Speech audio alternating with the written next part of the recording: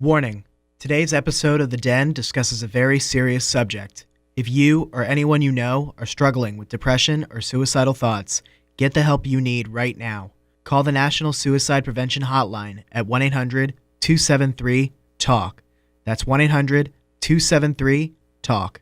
You are not alone, and there are people waiting to talk and listen to you. Things will get better. Hey there, everyone. How's it going? Welcome to Tuesdays at the Den with Will. How's everyone doing today? I know me personally, I am fucking beat. Sadly, my spring break is over, so that means it's back to the crazed chaos that is my daily life at school. Fun times!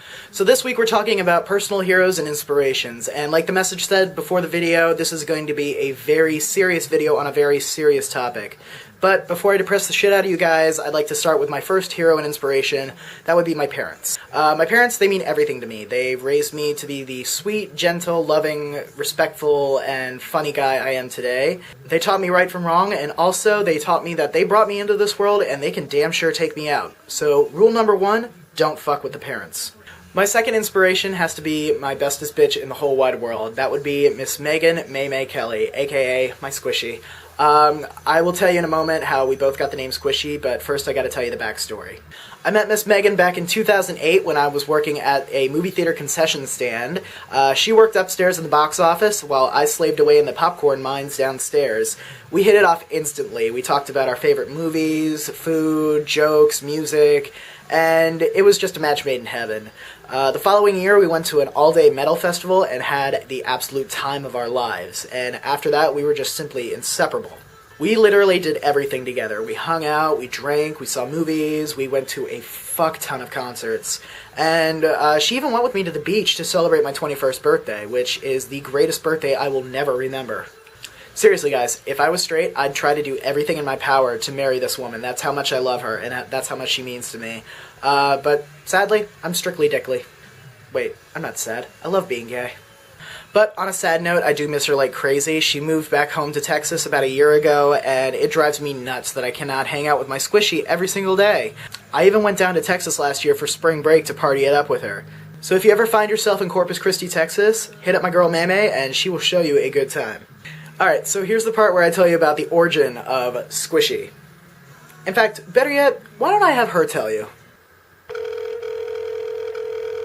Hello, my love. Hi, my love, how are you? How are you? I'm good, I miss you like crap. I miss you like crap. Hey, can I bug you for just 1 second? Yeah. Hey, so I'm filming my video for the new Den channel. Okay. And basically this week we're talking about inspirations and stuff, and I'm mentioning you as one of my inspirations. Oh, I love you. I love your face. And I was wondering if you could tell the viewers, what is the origin of Squishy? The origin of Squishy is when we were both working at the movie theater, and we went to go see Finding Nemo together.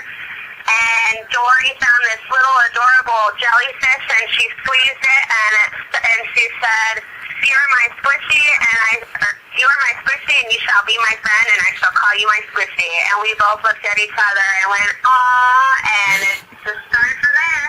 Aw, yes, that is definitely how it happened. I love your face so much. I love your face so much. I miss you terribly. I miss you terribly. Hopefully I can have her on the channel one day. She is a total riot, and you will love her. Alright, so now comes the serious part. My third hero and inspiration is actually a group of people, and it's actually a band, and that band is Slipknot. If you don't know who Slipknot is, they're a heavy metal band from Des Moines, Iowa, and each of the 9 members has their own mask to represent a different persona. And yes, I did say 9 members. To give you an idea of what Slipknot is like, here's some footage I took from a Slipknot concert I went to a couple years ago. And if you have not seen Slipknot live, basically a Slipknot concert is like watching the end of the world happen live on stage in front of your eyes.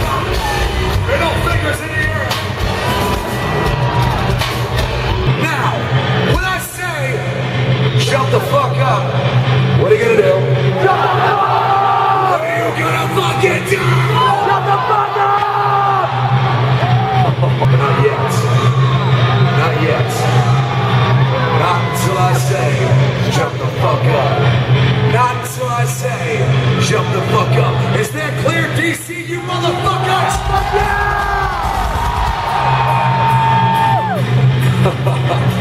I can see at least 3 or 4 motherfuckers going to jail tonight, man.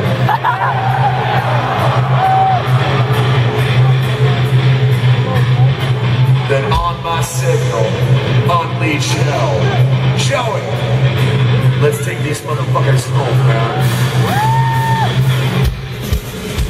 Last time I sip this rubbish straight down. From the middle of the maniac, racing them off with the moon on their rear. What are you gonna be in the next 10 years? Truly all about it. Gonna never really gonna die, gonna listen. You got hit with a better out of the gun. They're racing me. Shut the fuck up!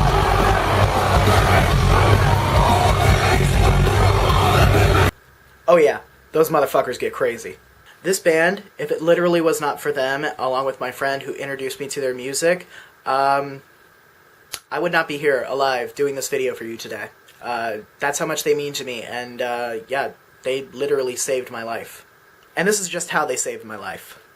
When I was in elementary school, I was picked on and bullied a lot. I was bullied for just about everything, from wearing glasses, being fat, having freckles, singing in the chorus. Yes, I literally had a kid call me a faggot for singing in the chorus, and that's why I quit. I know, it's the biggest mistake I've ever made in my life, quitting. They even picked on me for being gay, and at the time I wasn't even out yet. I didn't even know what gay was. I even had a girl said she would go to the Valentine's Day dance with me in 5th grade, and when I went to go dance with her, she flat out said I would never want to dance with a fat ass like you in the middle of a dance floor full of kids, and that just destroyed me. Trust me, it gets worse. Over the years, it escalated as I moved up to middle school. I was pushed, shoved, hit, and on one occasion, on a bus ride home from school one day, a kid shoved a very piping hot slice of pizza in my face. Everyone on the bus was laughing while I was being burned by the hot slice of pizza. I got home, tears rushing down my face, and I also had first-degree burns all over my face from where the pizza hit. The worst part about it was, none of the administration or teachers did anything to stop it. I was even told by one teacher, I bring this upon myself. And this is the part where I reached my breaking point. It was our last week of class in my 8th grade year, and everybody was saying goodbye, we were signing yearbooks, and we were so excited to be starting high school in the fall. So I was having some friends sign my yearbook, and I put it down on my desk to go to the bathroom for just a minute. When I came back, 2 of the bullies wrote this in my book. I'm just paraphrasing it because I had to white it out when it happened.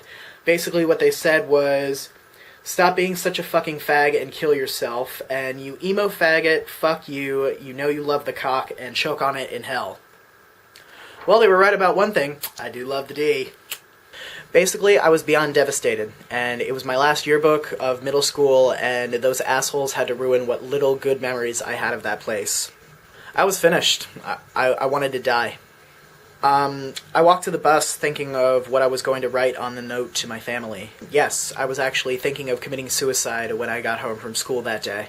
Because I was just so tired of all the pain and torture and misery, I couldn't take it anymore. Then, as fate would have it, the bus ride home from school would be the ride that changed my life forever. My really good friend Helena, who was also having troubles with bullies, was in a really good mood that day, and she said she had the perfect solution to cheer me up. She had absolutely no clue what was going through my mind at that moment. She pulled out her CD player, and yes, this is the days where everybody did not have an iPod, and she made me put on the headphones. What I heard next was nothing but noise, guitar, screaming, drums, and just madness. I looked at her and I said, "What the fuck is this noise?" She looked at me and she said, "It's this really awesome band I just discovered called Slipknot, and I think it's just what you need right now." Man, was she right. So I asked her if I could borrow the CD for the weekend, and that whole weekend I did nothing but stay in my room and listen to the music over and over and over again, studying the lyrics and memorizing them. To quote one of their songs, this is the part that really reached out and hit me at home. This is from their song, Surfacing. The chorus reads, "Fuck it all, fuck this world, fuck everything that you stand for. Don't belong, don't exist, don't give a shit, don't you fucking judge me." Those lyrics right there just made me realize, my God, I'm not alone. These guys have probably gone through what I'm going through right now, or there are at least thousands of other people going through what I'm going through right now. That summer I picked up their other albums as well as some other great metal bands, and by the time the first day of school rolled around, it was my very first day of high school, so I was so nervous, but I also went in there with a very new outlook on life and a very new attitude. Basically, my whole motto for high school was, and it still is today, if you don't have anything nice to say to me, my friends, or my family, then fuck you. You're not worth any of my time or energy. After that, the bullies just sort of backed off, and I started to make more and more friends, and, the rest was history. Okay, so to end this story on a lighter side, for high school graduation, my parents surprised me and my friend Helena with front row tickets to a Slipknot concert that summer, and I also won backstage passes from the radio station to go backstage and meet members of the band right before the show. And when I got to meet them, I basically just busted out crying. And I broke down and I gave them a huge hug and said, "Thank you all so very much for what you do. Your music literally saved me from myself." And without a beat, they just looked at me and said, "Fans like you are the reason why we make music. So please, keep up the great work." And, so that is why Slipknot will forever be my personal heroes and inspirations. So, now that I've depressed the shit out of you guys for today's video, unfortunately that is my time for this week. I do want to take the time right now and say, if you or anyone you know is struggling with depression or suicidal thoughts, please, please, please, I cannot begin to stress this enough, call and get help. There are people who will listen, and there are people who will talk, and believe me, it gets so much better. I'll leave some websites and some valuable resources for you guys below in the description box if you need help. So, I'm very sorry I didn't get to answer anybody's questions this week. I just simply ran out of time in my video. But have no fear, I will be back next week to answer them for you, so please keep submitting those questions in the comments box below, on our Facebook page, on Instagram. I don't care what you do, just keep submitting questions. If you don't submit questions, we will die. Don't forget to like our Facebook page and subscribe below in the crotch. I will see you guys next week. Take care. Have a good one.